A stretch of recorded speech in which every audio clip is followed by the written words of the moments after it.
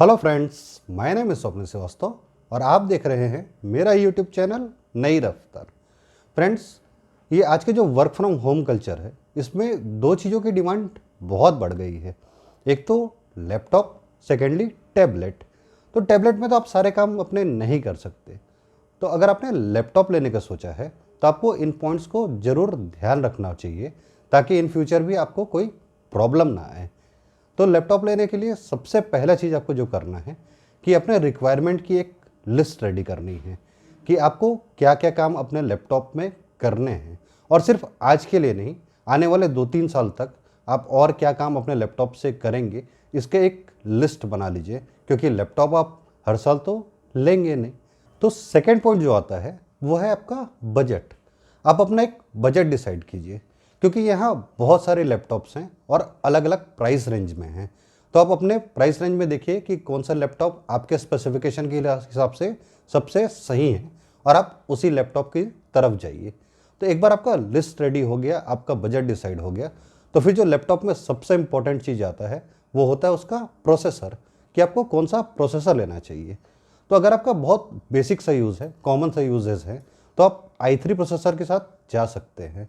But आप अगर कोई गेम खेलते हैं या छोटे मोटे एडिटिंग करते हैं तो आपको i5 प्रोसेसर लेना चाहिए। पर अगर आपका गेम या हैवी गेम्स खेलते हैं या वीडियो एडिटिंग, फोटो एडिटिंग का बहुत ज़्यादा काम है, तो आपको i7 प्रोसेसर लेना चाहिए। और आप चाहें तो राइजन का 357 सीरीज़ भी देख सकते हैं, क्योंकि राइजन का जो सीरीज़ है वो काफ़ी फास्ट है और इंटेल का जो प्रोसेसर होता है वो काफ़ी स्टेबल होता है। तो आप दोनों की तरफ जा सकते हैं। अगर आपका बहुत हैवी वर्क नहीं है तो आप राइजन का आराम से जा सकते हैं, नहीं तो फिर आप इंटेल को लेने की सोचिए। एक बार आपका प्रोसेसर डिसाइड हो गया तो अब आता है रैम की बात। तो आपका कैसा भी वर्क हो, आज की डेट में मिनिमम 8 GB का रैम आपको लेना तो कंपलसरी है ही। और अगर आपका बजट आपको अलाउ करता है तो एटलीस्ट आप 16 GB तक का रैम ज़रूर लीजिए, क्योंकि इन फ्यूचर वो रैम आपको दिक्कत करेगा ही। तो मिनिमम 16 GB भी आप आराम से कंसिडर कर सकते हैं। चलिए, रैम की बात कर रहे हैं तो एक चीज़ और देख लेते हैं कि आजकल कई लैपटॉप आ रहे हैं जिसमें सोल्डर्ड रैम मिल रहा है। सोल्डर्ड रैम क्या है? वो रैम को सोल्डर कर दे रहे हैं। इन फ्यूचर आप उसको अपग्रेड नहीं कर सकते। तो जहाँ तक हो सके ऐसे लैपटॉप को आप अवॉइड कीजिए जिसमें रैम सोल्डर्ड है, क्योंकि इन फ्यूचर आप आराम से अपना रैम को अपग्रेड कर सकते हैं और अपने लैपटॉप के परफॉर्मेंस को एनहेंस कर सकते हैं। तो चलिए अब लैपटॉप के स्क्रीन साइज़ की बात कर लेते हैं। तो जो कॉमन लैपटॉप होते हैं वो आपका 13 to 14 इंच के होते हैं और ये लाइट वेट भी होते हैं, क्योंकि लैपटॉप है तो आप उसे कैरी करके इधर उधर तो जाएंगे ही, और वो जितना बल्कि होता जाएगा उतना आपको उसको ले जाने में दिक्कत होगी। तो अगर कॉमन से आपके यूजर्स हैं तो 13 to 14 इंच का जो स्क्रीन साइज़ है वो परफेक्ट है। पर अगर आप कोई गेम खेलते हैं या एडिटिंग वगैरह करते हैं तो फिर आपको लार्ज स्क्रीन देखना पड़ सकता है, तो वो फिर धीरे धीरे थोड़ा बल्कि भी हो जाएगा। बाकी normally 13 to 14 inch is best. अगर आप लैपटॉप ले रहे हैं तो आप उसको इधर उधर तो लेके जाएंगे ही, तो वहाँ पे एक और पॉइंट बहुत इंपॉर्टेंट हो जाता है कि लैपटॉप के बिल्ड क्वालिटी कैसी है। क्योंकि आप कितना भी कर लीजिए, कभी ना कभी वो थोड़ा बहुत रफ यूज़ होगा ही, थोड़ा इधर उधर रखा जाएगा। तो अगर बिल्ड क्वालिटी कुछ ख़राब है तो उसमें क्रैक भी आ सकती है और उसका कोई प्लास्टिक टूट भी सकता है। हालांकि ब्रांडेड लैपटॉप में ऐसा प्रॉब्लम नहीं देखने को मिलता, फिर भी आप एक बार उसके बिल्ड क्वालिटी ज़रूर चेक कर लीजिए। तो चलिए अब बैटरी की बात कर लेते हैं। तो आपको ऐसा लैपटॉप लेना चाहिए जो आपको कम से कम 4 आवर्स का बैटरी बैकअप जरूर दे। और 4 आवर्स का बैटरी बैकअप मैं प्रैक्टिकल ग्राउंड में बोल रहा हूँ, कंपनी जो क्लेम करती है वो नहीं। क्योंकि जो कंपनी क्लेम करती है उसमें मिनिमम आप 30% तक तो वैसे ही कम कर लीजिए, क्योंकि प्रैक्टिकल ग्राउंड में आपको 70% ही मिलेगा। तो उस हिसाब से आप देखिए कि मिनिमम 4 आवर्स का बैटरी बैकअप आपको कौन सा लैपटॉप दे रहा है। हालांकि आजकल कई सारे लैपटॉप आ गए हैं जो फास्ट चार्जिंग को भी सपोर्ट करते हैं। ये थोड़े एक्सपेंसिव हो जाते हैं, तो अगर आपके बजट में आता है तो आप फास्ट चार्जिंग वाले भी लैपटॉप चूज़ कर सकते हैं। आजकल वर्क फ्रॉम होम का कल्चर चल रहा है, तो मीटिंग्स बहुत ज़्यादा होने लगी हैं, ऑनलाइन मीटिंग्स ज़्यादा होने लगी हैं। तो उसमें जो सबसे ज़्यादा इंपॉर्टेंट रोल प्ले करता है वो होता है आपका फ्रंट कैमरा या लैपटॉप का कैमरा। तो आप ऐसा लैपटॉप देखिए जिसका कैमरा की क्वालिटी अच्छी हो और माइक की क्वालिटी भी बहुत अच्छी होनी चाहिए, ताकि आपकी आवाज़ बहुत अच्छे से मीटिंग में आ सके।